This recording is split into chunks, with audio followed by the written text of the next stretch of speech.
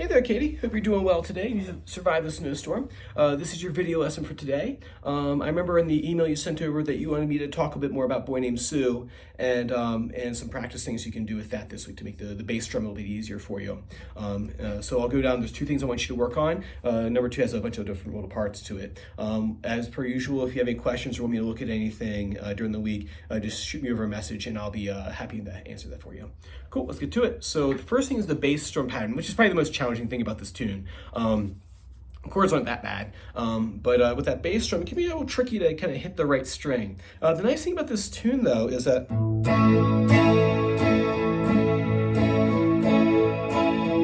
if you make a mistake or you hit like maybe two strings by accident, that's not a big deal for this tune. You obviously want to be as accurate as possible, but if you're playing the song, if you accidentally hit like get those two together, it's not going to sound bad. So don't let that hold you back from trying to just to go for it. It's better to go for it and you kind of maybe hit a couple extra strings by accident than to kind of always be kind of protected, like, oh, I can't go fast because I'm afraid I'm making a mistake. Sometimes you just have to go for it. I remember with my teacher, I would be playing a piece and I'd be playing it really slow, and he would play along with me and start speeding up. And I would start making mistakes left and right, and I was always asked him, why? Why did you do that to me? And first off, I think he liked just to torture me. But then I think secondly, though, is that sometimes you just have to kind of go for it and let your hands kind of get used to the technique at that speed. Because if you're always practice slow and never push your hands to go faster, then that's just kind of how you always play. So just go for it sometimes. Just see what happens. All right, so now that bass drum, I'm gonna give you a tool that you can use to practice this with. So,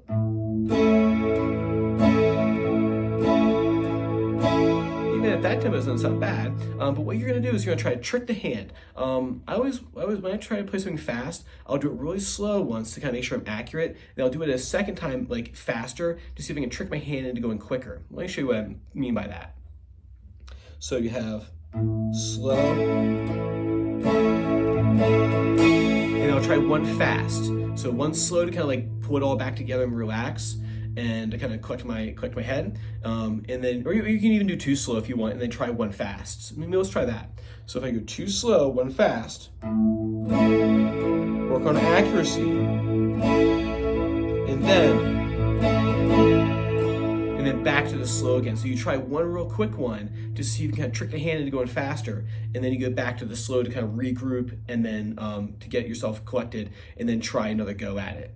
So one more time. I'm doing this on the A chord, by the way. Two slow.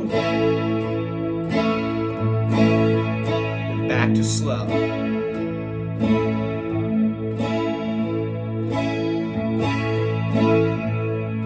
Hey, I got it. Look, I can play Boy Named Sue.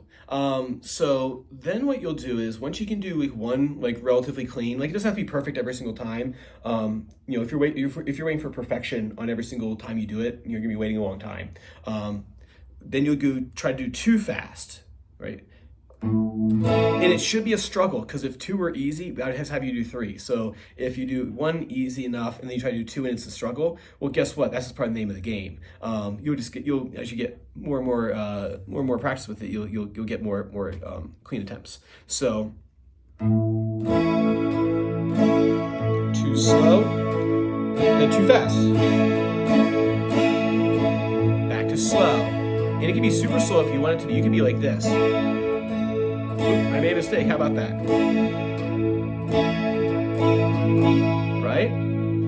So do that, build it out, do three, then four, and then once you get to four, that's 4, 5, 6, that's when you start getting, oh, okay, I'm gonna try the whole thing now at that speed. But isolate the bass drum, because it is a new technique. Awesome, so work on that for me. Next thing is connecting two chords at a time. Connecting the bass lines, that is. So the first one you'll do is an A chord to a D chord. So first do a couple back and forths, nice and relaxed. And then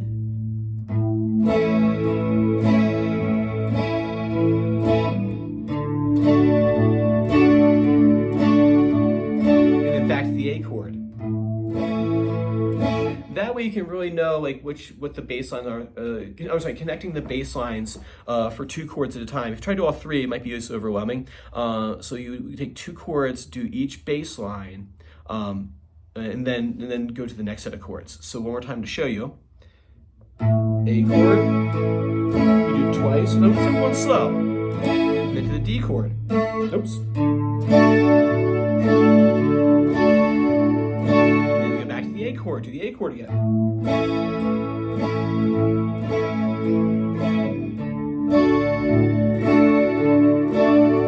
Oh, whoops, I made a mistake. How about that? See, it's like if you're waiting for perfection, you're going to be waiting forever. It's more important for you to push your hands and try to get up to speed than this. Try to be like really careful and be on your tippy toes and try to make sure there's never ever a mistake. Just go for it sometimes. All right. You hear all kinds of like live recordings where like there's mistakes. Look at Grateful Dead's dick pics. Like, oh my God, some of those like those train wrecks in there. They just kept them though, right? So yeah, even live bands will make mistakes. And then back to the D chord. So now I'm going to do the next set. I'm going to do D to E this time. Then to the E chord. And then I'm going to go to the next set, which is going to be E to A. Oh, no, we just did that. We just did that one. And then you're going to do, and then just go back to this beginning of the list again. All right, so practice those for me for next time. Like I said, if you want to shoot me over a video and you playing through them, I don't mind to take a look. Remember, nice slow practice and then try to speed it up. And then isolate the 3 different chord switches that you have in there. And then also remember, just have fun with it. Don't worry about making mistakes. Just go for it sometimes and just see what happens. Because then otherwise you get stuck with playing slow all the time and just careful and it won't sound musical. It's better to sound musical and have some mistakes in there than it is to be like flawless but then like really slow and mechanical. If that's what we were after, I'd punch this song into Guitar Pro and have the computer play it for me. All right? Well, cool. I'll catch you same time next time. Bye-bye.